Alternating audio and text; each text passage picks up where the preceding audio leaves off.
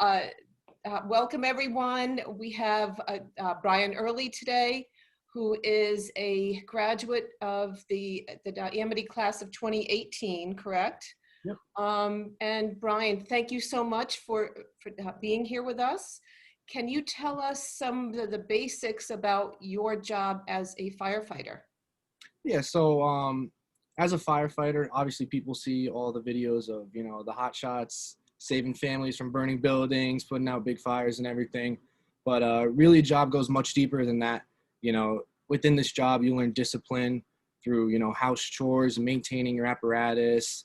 You make good connections with your crewmates. We like to call it a firehouse, not a fire station, because when you're at work, you kind of treat it as your home with all your crewmates and everything. It's a challenging job because you are facing new stuff every day. No two calls are the same, we like to say. Whether it's medical calls, because fire departments do medical calls in almost every city and town. Whether it's medical, car accidents, fire, you name it, it's going to be different every day. So it's challenging having to deal with different things being thrown at you, but it's a very rewarding job at the end of the day. Awesome. Awesome. What town do you work for now? So currently at the moment, I'm working in Cromwell, Connecticut, but just this past month, I actually took a job with Raleigh, North Carolina.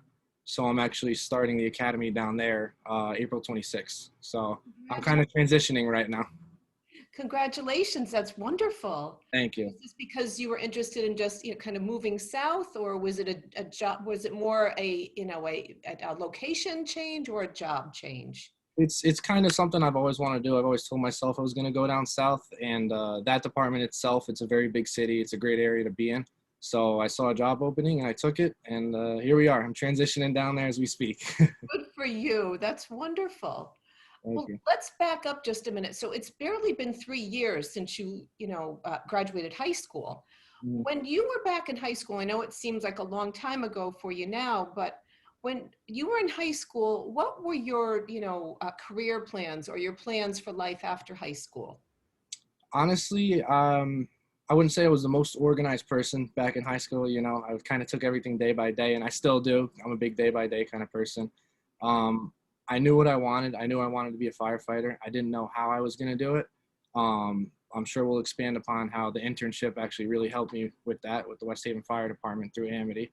But really, I wanted to be a firefighter. I was looking into different colleges, different programs, and what to do. And eventually, I'd kind of found the path to take that leads me to where I am today. Okay. So did you go to college or did you go right into some kind of a firefighter training program? So right out of high school, I went to Gateway Community College for a year, which was mostly certification courses, getting my fire certs, which we call Fire 1, Fire 2. I also got my EMT in that time, which are kind of the three basic certifications you'll get as a starting firefighter to get you on the road and get you going. So once I had got those, I then went back to UNH, or went to UNH for Emergency Management Services, which is kind of a general degree for this field. I'm actually currently studying that as I'm working. Most of it's online now. The only good thing that came out of the pandemic for me would be the online courses, so I can be as flexible as I can. But right now, I'm currently enrolled at UNH for Emergency Management Services, and I'm also taking those certification courses that I finished. Wow. Now, did at some point in time you plan to go to a four-year college? I did. So probably in the beginning of my senior year, that was still currently my plan. My plan was to go, usually what firefighters will do is they'll go get the degree fire science. They'll do a 4-year thing. They'll go live at a school, get the college experience, as everyone says. I decided not to take that route, obviously, but it was in my mind for a bit. But once I had started working or doing the internship for the West Haven Fire Department, I was able to meet connections through there who were able to point me in the right direction to those certification courses. And for me, that was a quicker route onto the job. Good for you. That's great. Um, so let's go back to to high school, because most of the people who actually will see this video will be will be high school students. Mm. Did you study any specific subjects that you think prepared you, or did you get involved in any kind of activities or sports that you think helped lead you to this path? Not on purpose, but looking back through my high school career, I think the biggest thing that I took for granted that really helps me in the career today would be chemistry, because a lot of people may not know it, but learning the behavior of fire, different chemicals that we might encounter on the job is a big thing. So science and chemistry classes are going to be your best friend, especially in this service, which I hadn't known at the time. But going on through life, I could tell that that class and that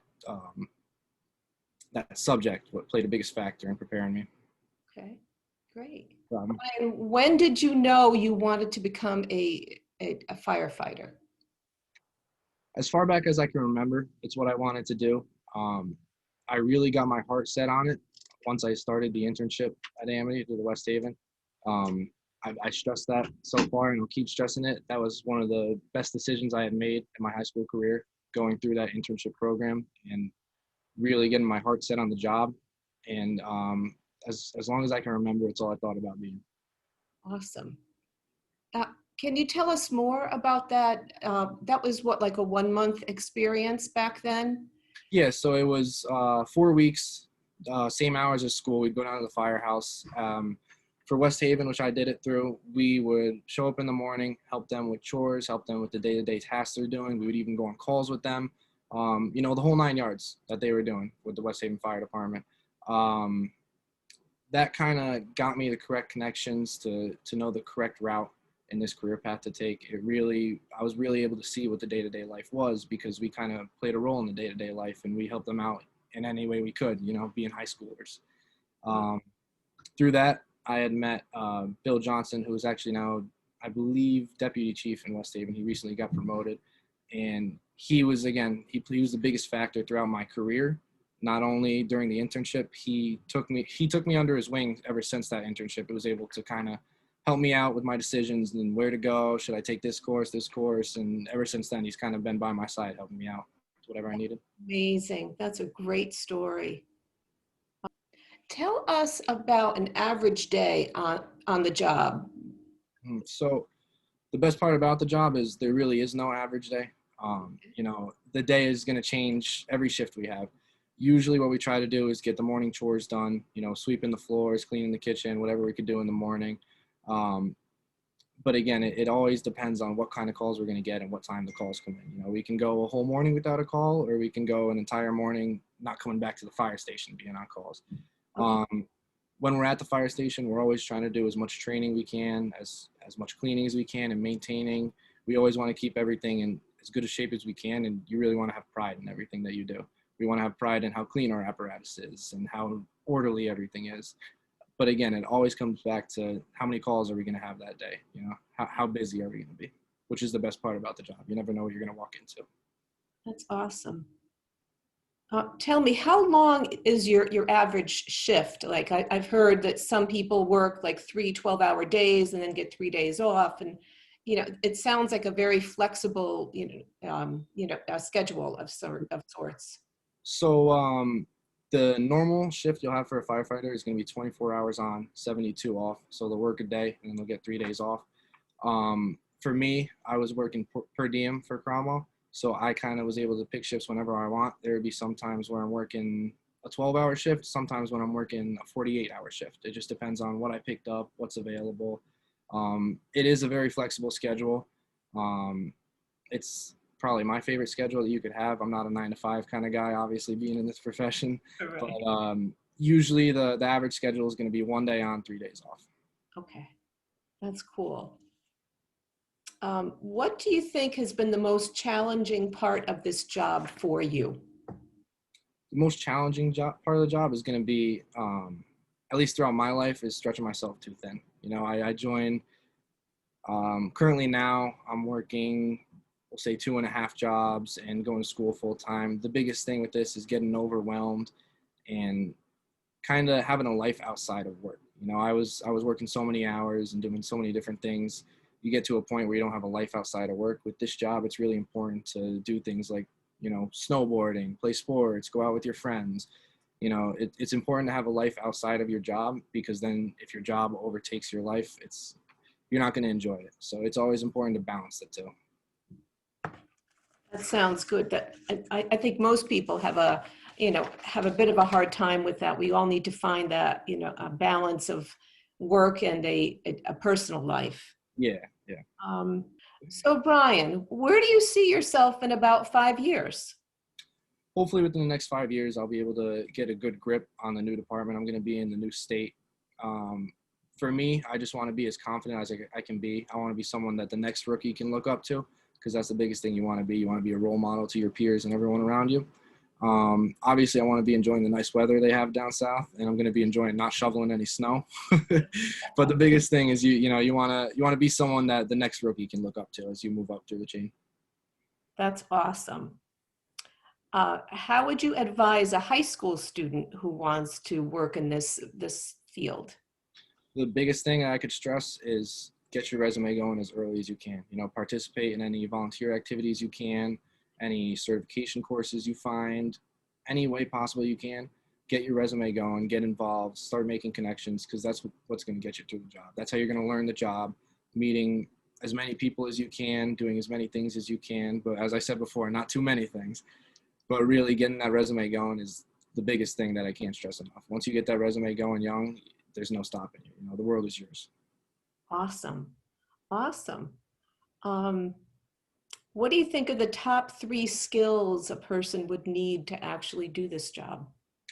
The number one I would say is you have to be able to adapt to different environments. You never know what you're going to be dealing with. You never know who you're going to be dealing with. You have to be able to adapt and overcome to anything being thrown at you. You never know what you're going to walk into on any of these calls. You also need to be extremely good at teamwork. You got to be able to work well with others, because you're not going to be alone out there in the field. That's dangerous, and that's just not how things go. You got to be able to work well with others. Uh-oh, is that a call? Could be us. Stand by for a vehicle fire. Yep. Brian, thank you so much and good luck to you. I appreciate it. Thank you. Have a good one. Take care. Bye-bye. Here, I'll just sit on.